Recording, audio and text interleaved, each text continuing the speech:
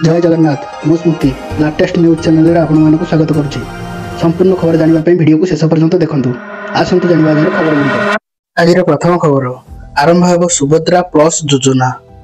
मुख्यमंत्री मोहन चरण माझी गतकाली विधानसभा 2025-26 आर्थिक वर्ष पर राज्यर बजेट उपस्थापना करिसेंती। एही बजेट रे महिला सशक्तिकरण उपर विशेष गुरुत्व दिया जायछि। सरकारଙ୍କର लोकप्रिय योजना सफलता एवं वृद्धि करने को घोषणा करिसेंती।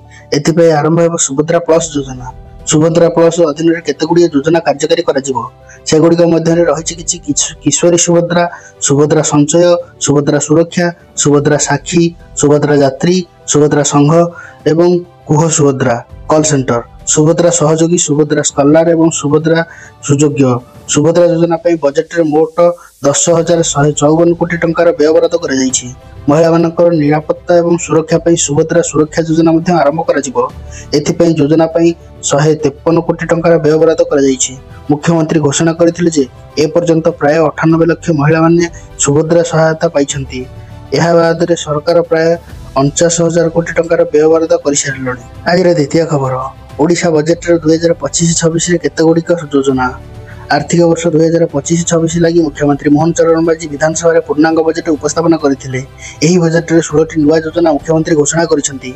सेगुड़िक हैला 1 रे अंत्योदय गृह योजना 2,603 कोटी टंका, सुभद्रा सुरक्षा 1,053 कोटी टंकार व्ययबराद, श्री जगन्नाथ दर्शन योजना 30 कोटी, उत्तर ओडिशा विकास परिषद 200 कोटी, दक्षिण ओडिशा विकास परिषद 200 कोटी, ओडिशार पुष्टि मिशन 100 कोटी, बकुल वन उन्नयन योजना 50 कोटी टंका, आम शिमिलीपाल योजना 50 कोटी, आदर्श मंडी व्यवस्था 50 कोटी, शहीद लक्ष्मण नायक आदर्श विद्यालय 100 कोटी, प्रवासी ओडिया संपर्क 110 कोटी, मुख्यमंत्री कन्या विवाह योजना 12 कोटी, स्वच्छ ओडिशा योजना रे खर्च हेबो 261 कोटी, आमे पढ़िबा आम भाषा योजना 25 कोटी, अटल बस स्टैंड योजना 1266 कोटी, समृद्ध सहर योजना रे खर्च हेबो 408 कोटी टंका। आज 3 नंबर खबर भूमिकंप रे थरिला जगन्नाथ धाम।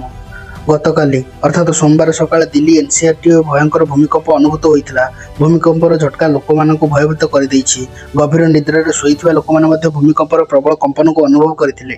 दिल्ली, नोएडा, गाजियाबाद और समग्र एनसीआरटी घटिथिबा एही भूमिकंप बहुत शक्तिशाली थिला। बिहार, पुरी एवं सिक्किम रे भूमिकंप घटिथिला। ओडिशार पुरी रे होइथिबा भूमिकंप दिल्ली अपेक्षा अधिक शक्तिशाली थिला।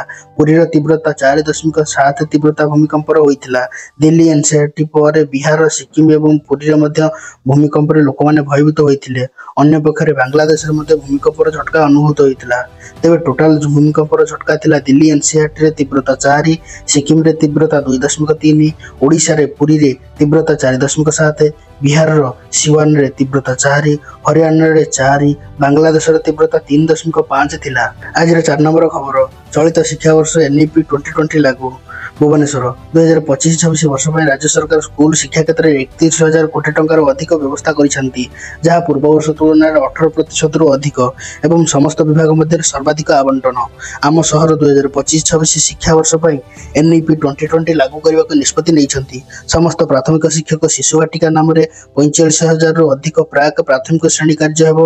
सत्यवादी बकुल वन विद्यालय परंपरा द्वारा अनुप्राणित पंचायत स्तर में समग्र शिक्षा केन्द्र प्रतिष्ठान गोदावरी मिश्र आदर्श प्राथमिक विद्यालय आम सरकार एक महत्वाकांक्षी योजना।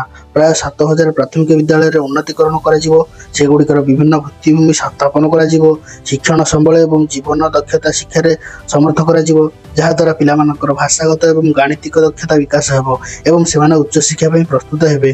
2025-26 वर्ष पर यही योजना अधीन 2,960 कोटी टंकार व्ययबराद प्रस्ताव देउछि कहिसेंती मोहन माझी। आज 5 नंबर खबर प्रति ब्लॉक रे हेबो शीतल भंडार।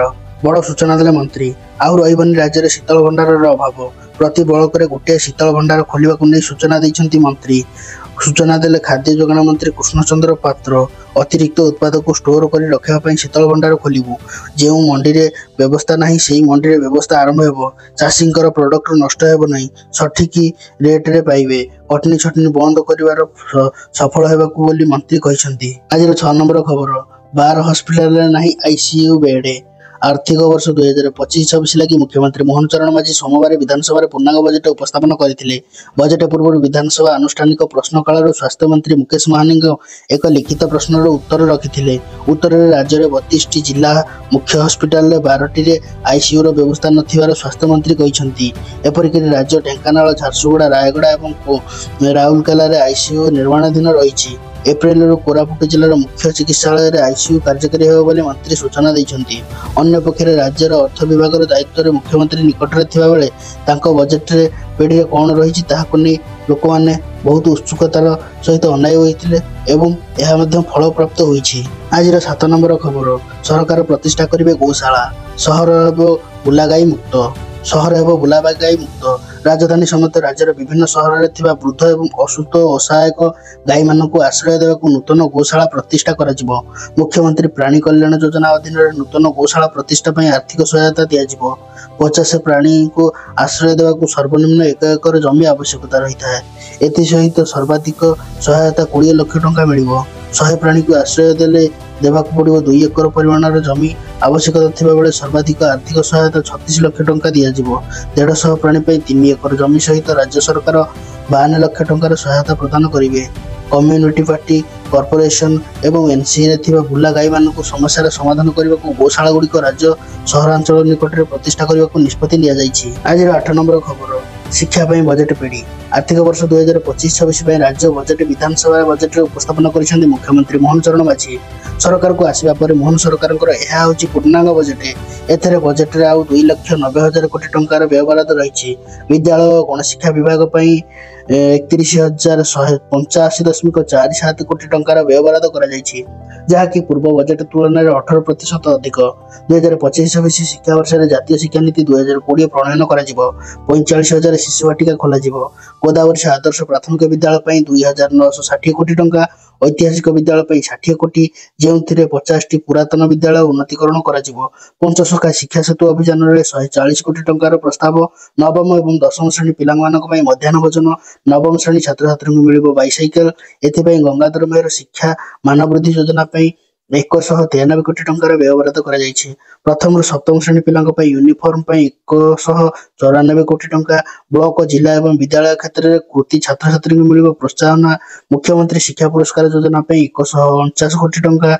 मुख्यमंत्री पोशाक शक्ति निर्माण 646 कोटी टंका एवं आतिथ्य विद्यालय 660 कोटी टंका। पीएम पोषण योजना 885 कोटी टंका। समग्र शिक्षा 4,681 कोटी टंका। माधव सिंह हाथ खर्च योजना 154 कोटी टंका। एससी एसटी छात्र छात्री मेधावृत्ति 450 कोटी। अर्थ व जनजाति ग्राम उत्कर्ष अभियान 350 कोटी टंका। मुख्यमंत्री जनजाति विकास कमिशन 210 कोटी टंका। शहीद लक्ष्मण नायक स्कूल रूपांतरण 100 कोटी टंका आवंटन कर।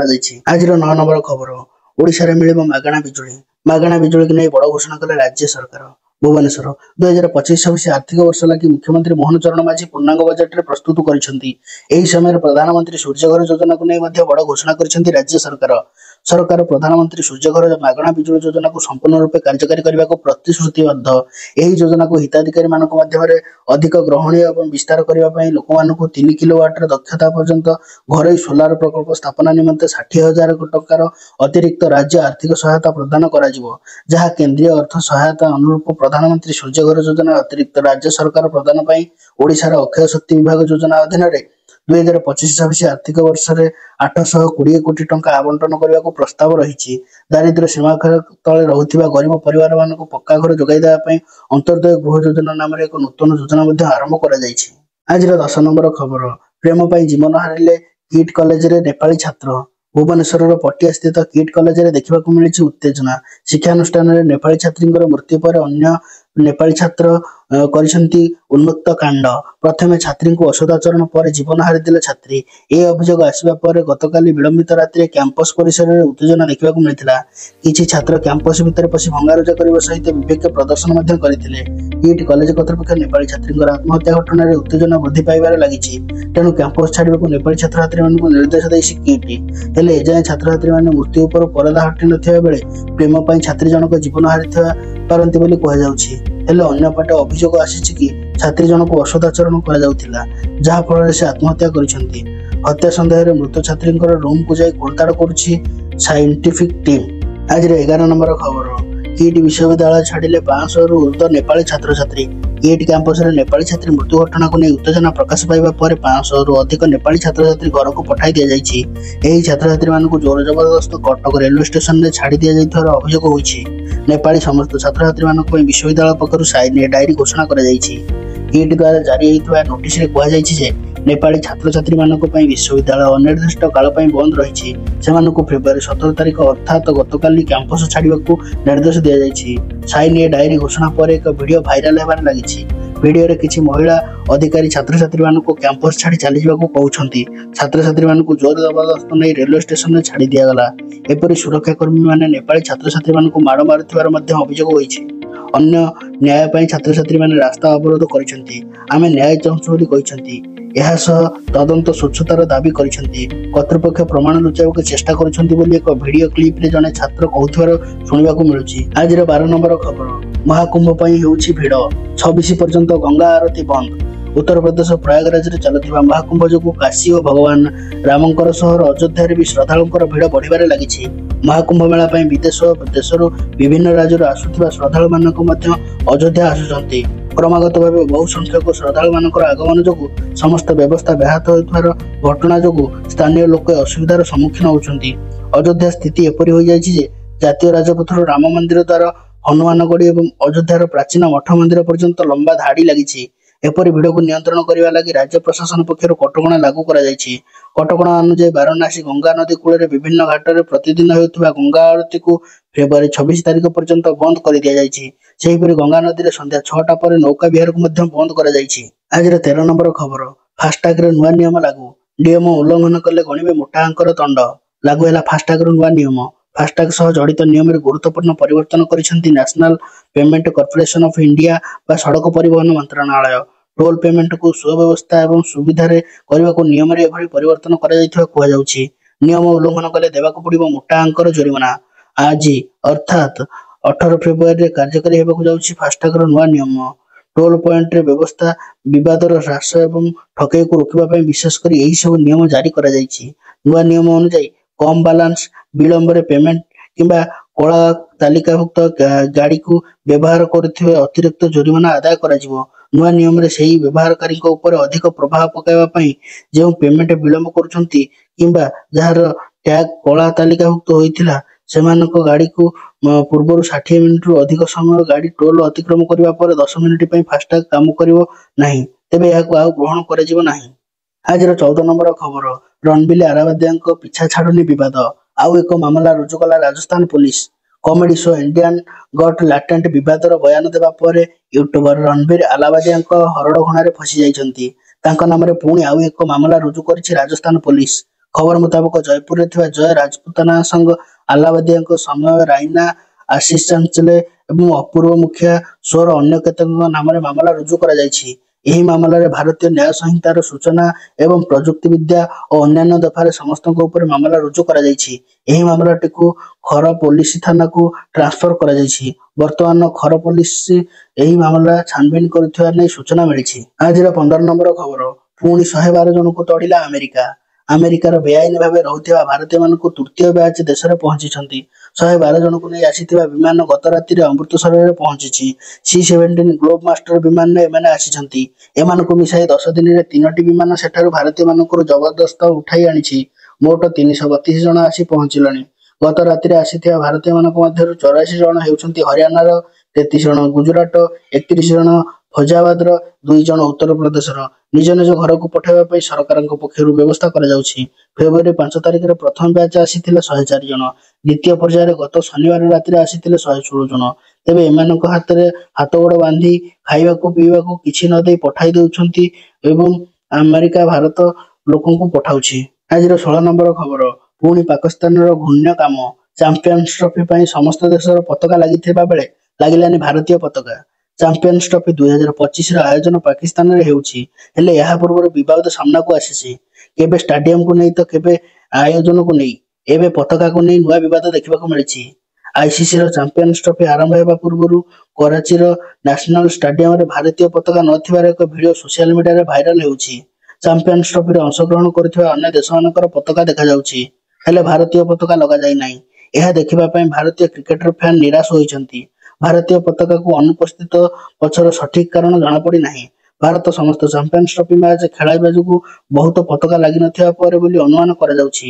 ଟିମ୍ ଇଣ୍ଡିଆର ସୁରକ୍ଷା ଦୃଷ୍ଟିରୁ ପାକିସ୍ତାନ ଯିବ ନାହିଁ। ଟିମ୍ ଇଣ୍ଡିଆ ଫାଇନାଲ ଗଲେ ମଧ୍ୟ ମ୍ୟାଚ୍ ଦୁବାଇରେ ହିଁ ହେବ। କରାଚି ଷ୍ଟାଡିୟମରେ ନ୍ୟୁଜିଲାଣ୍ଡ, ଦକ୍ଷିଣ ଆଫ୍ରିକା, ଆଫଗାନିସ୍ତାନ, ପାକିସ୍ତାନ ଏବଂ ଲଣ୍ଡନ ଦଳ ପାଇଁ ମ୍ୟାଚ୍ ଆୟୋଜନ କରାଇବା କାର୍ଯ୍ୟକ୍ରମ ରହିଛି। ଆଜିର 17 ନମ୍ବର ଖବର। ଭାରତ ସହିତ ଭଲ ସମ୍ପର୍କ ଉପରେ ଗୁରୁତ୍ୱ ଦେଲା ବାଂଲାଦେଶ। ବାଂଲାଦେଶର ମହମ୍ମଦ ୟୁନୁସଙ୍କ ନେତୃତ୍ୱାଧୀନ ମଧ୍ୟବର୍ତ୍ତୀକାଳୀନ ସରକାର ବୈଦେଶିକ ବ୍ୟାପକ ପରାମର୍ଶଦାତା ତହିର ହୁସେନ ଭାରତ ସହିତ ଭଲ ସମ୍ପର୍କ ଏବଂ ପାକିସ୍ତାନ ସହିତ ସମ୍ପର୍କର ବିଗିଡ଼ି ରଖିବାର ବିଷୟରେ କହିଛନ୍ତି। ସେ ବାଂଲାଦେଶର ସଂଖ୍ୟାଲଘୁ ବିରୋଧରେ ହେଉଥିବା ହିଂସା ମଧ୍ୟରୁ ଉତ୍ତର ଦେଇଛନ୍ତି। ହୁସେନ ବାଂଲାଦେଶର ଆଭ୍ୟନ୍ତରୀଣ ରାଜନୀତିର ଅସ୍ଥିରତା ଏବଂ ଶେଖ୍ ହସିନାଙ୍କ ସରକାରଙ୍କର ପତନ ପରେ ବୈଦେଶିକ ନୀତିରେ ପରିବର୍ତ୍ତନ ବିଷୟରେ ଆଲୋଚନା କରିଥିଲେ। ଏହି ସମୟରେ ସେ କହିଛନ୍ତି ଯେ ଭାରତ ସହିତ ସମ୍ପର୍କ ବିଷୟରେ ପଚାରିବାରୁ ତହିରିକ ହୁସେନ ଭାରତର ବୈଦେଶିକ ମନ୍ତ୍ରୀ ଏସ୍ ଜୟଶଙ୍କର ସହିତ ତାଙ୍କର ସାକ୍ଷାତକାରକୁ ଉଲ୍ଲେଖ କରିଥିଲେ। ଦୁଇ ଦେଶ ମଧ୍ୟରେ ଭଲ ସମ୍ପର୍କ ରହିଛି ଏବଂ ଗୁରୁତ୍ୱପୂର୍ଣ୍ଣ। ଏସ୍ ଜୟଶଙ୍କରଙ୍କ ସହ ମୋର ଭଲ ସାକ୍ଷାତକାର ହୋଇଥିଲା। ଆମେ ଅନେକ ପ୍ରସଙ୍ଗ ଉପରେ ଆଲୋଚନା କରିଥିଲୁ। ଦୁଇ ଦେଶ ମଧ୍ୟରେ ବାଣିଜ୍ୟ ମଧ୍ୟ ବୃଦ୍ଧି ପାଇଛି। ମୁଁ ଭାବୁଛି ବାଂଲାଦେଶ ଏବଂ ଭାରତ ମଧ୍ୟରେ ଭଲ ପାରସ୍ପରିକ ଲାଭଦାୟକ ସମ୍ପର୍କ ଆବଶ୍ୟକ। ଆମେ ମଧ୍ୟ ଏହା ଉପରେ ନିରନ୍ତର କାମ କରୁଛୁ। ତେଣୁକରି ଭାରତ ସହିତ ଭଲ ସମ୍ପର୍କ ଉପରେ ଆମେ ଗୁରୁତ୍ୱ ଦେଉଛୁ, କହିଛନ୍ତି ବାଂଲାଦେଶର ସରକାର। ଆଜିର 18 ନମ୍ବର ଖବର। ଯୁଦ୍ଧ ପାଇଁ ଉପଯୁକ୍ତ ନୁହନ୍ତି ଚୀନ ସେନା। ଚୀନ ବିଶ୍ୱର ସବୁଠାରୁ ଶକ୍ତିଶାଳୀ ଦେଶ ଭାବେ ବିବେଚନା କରାଯାଏ। ଏହା ପାଖରେ ଏକ ଶକ୍ତିଶାଳୀ ସେନା ଏବଂ ଅତ୍ୟାଧୁନିକ ଅସ୍ତ୍ରଶସ୍ତ୍ର ଅଛି। ଚୀନ ସେନା ବିଷୟରେ ଏହି ଧାରଣାକୁ ନେଇ ନୂତନ ରିପୋର୍ଟ ଦ୍ୱାରା ଚ୍ୟାଲେଞ୍ଜ କରାଯାଇଛି। ରିପୋର୍ଟରେ କୁହାଯାଇଛି ଯେ ଚୀନ ସେନା ଯୁଦ୍ଧ ଲଢ଼ିବାକୁ ପ୍ରସ୍ତୁତ ନୁହନ୍ତି। ଆମେରିକୀୟ ଥଙ୍କ ଟ୍ୟାଙ୍କ ରାଉଣ୍ଡ କର୍ପର ଏକ ରିପୋର୍ଟରେ ଦାବି କରାଯାଇଛି ଯେ ଚୀନ ଦଳ ଯୁଦ୍ଧ ପାଇଁ ସୈନ୍ୟବାହିନୀମାନଙ୍କୁ ପ୍ରସ୍ତୁତ କରିବା ପରିବର୍ତ୍ତେ କ୍ଷମତାରେ ରହିବା ପାଇଁ ସୈନ୍ୟବାହିନୀମାନଙ୍କୁ ଉନ୍ନତ କରୁଛି। ଏପରି ପରିସ୍ଥିତିରେ ଯେତେବେଳେ ସୁଯୋଗ ଆସିବ ଚୀନ ସେନା ଯୁଦ୍ଧରେ ଅସୁବିଧାର ସମ୍ମୁଖୀନ ହେବେ ଏବଂ ଚୀନ ସେନା ଯୁଦ୍ଧ ପାଇଁ ଉପଯୁକ୍ତ ନୁହନ୍ତି ବୋଲି କହିଛନ୍ତି ଆମେରିକାର ରିପୋର୍ଟର ସଂସ୍ଥା। ଆଜିର 19 ନମ୍ବର ଖବର। 1200 କୋଟିର ଠକେଇ। ସମ୍ବଲପୁରରେ ସେୟାର ମାର୍କେଟ ନାଁରେ ବଡ଼ ଠକେଇ ହୋଇଛି। 1000 କୋଟିରୁ 1200 କୋଟି ଟଙ୍କା ଠକେଇ ଅଭିଯୋଗ ହୋଇଛି। ଲକ୍ଷ ଟଙ୍କାରେ 5% ଲାଭ ଦେବାକୁ ଆଶା ଦେଖାଇ କମ୍ପାନୀଟି କୋଟି କୋଟି ଟଙ୍କା ଠକି ନେଇଥିବାର ଅଭିଯୋଗ ହୋଇଛି। ଏମ୍ସିର ସିଟି ନାମକ ଏକ କମ୍ପାନୀ ଏଭଳି ଠକେଇ କରିଛି। ସମ୍ବଲପୁରର ସନ୍ତୋଷ କୁମାର ଆଚାର୍ଯ୍ୟଙ୍କ ନାଁରେ ଏହି ଠକେଇ ଅଭିଯୋଗ ସାମ୍ନାକୁ ଆସିଛି। ଜିଲ୍ଲାର 500ରୁ ଅଧିକ ଲୋକ ଏହି ଠକେଇରେ ଶିକାର ହୋଇଛନ୍ତି। ଏନେଇ ଏମ୍ସିଏସ୍ର କ୍ରାଇମ୍ ସିଟି କମିଶନ ନାଁରେ ଏକ ସାଂଗଠନିକ କରି ଧନୁପାଲି ଥାନାକୁ ଶତାଧିକ ଲୋକ ଆସି ଏତାଲା ମଧ୍ୟ ଦେଇଛନ୍ତି। ଆଜିର ଅନ୍ତିମ 20 ନମ୍ବର ଏବଂ ପାଣିପାଗ ଖବର। 19 ତାରିଖରେ ବର୍ଷା ଆଲର୍ଟ। ହଠାତ୍ ରାଜ୍ୟରୁ ଉଭାନ ହୋଇଗଲା ଶୀତ। ଟାଇଁ ଟାଇଁଆ ଖରା ଲୋକଙ୍କୁ କରୁଛି ଅସ୍ତବ୍ୟସ୍ତ। ରାତିରେ କିଛି ମାତ୍ରାରେ ଥଣ୍ଡା ଅନୁଭୂତ ହୋଇଥିଲେ ବି ଦିନର ତାତି ବଢ଼ିବାରେ ଲାଗିଛି। ଏପରିକି ଫେବୃଆରୀ ମାସରେ ପାରଦ 35 ଛୁଇଁଲାଣି। ଲୋକ ଆଗାମୀ ଦିନରେ ଗ୍ରୀଷ୍ମ ପ୍ରବାହକୁ ନେଇ ଭୟଭୀତ ଅଛନ୍ତି। କିନ୍ତୁ ଏନେଇ ପାଣିପାଗ ବିଭାଗ ପଶ୍ଚିମା ଝଡ଼ ପ୍ରଭାବରେ ଏକ ଆଭ୍ୟନ୍ତରୀଣ ବର୍ଷାର ହେବା ନେଇ ଆକଳନ କରିଛି। 19 ଓ 20 ତାରିଖରେ ଘଡ଼ଘଡ଼ି ସହ ବର୍ଷାର ସମ୍ଭାବନା ରହିଛି। 20 ତାରିଖରେ ଏନେଇ 6 ଜିଲ୍ଲାକୁ ୟେଲୋ ଆଲର୍ଟ ଜାରି କରିଛି ପାଣିପାଗ କେନ୍ଦ୍ର। ଏହି ଜିଲ୍ଲାଗୁଡ଼ିକ ହେଲେ ମୟୂରଭଞ୍ଜ, କେନ୍ଦୁଝର, ଯାଜପୁର, ଭଦ୍ରକ, ବାଲେଶ୍ୱର ଏବଂ କେନ୍ଦ୍ରାପଡ଼ା।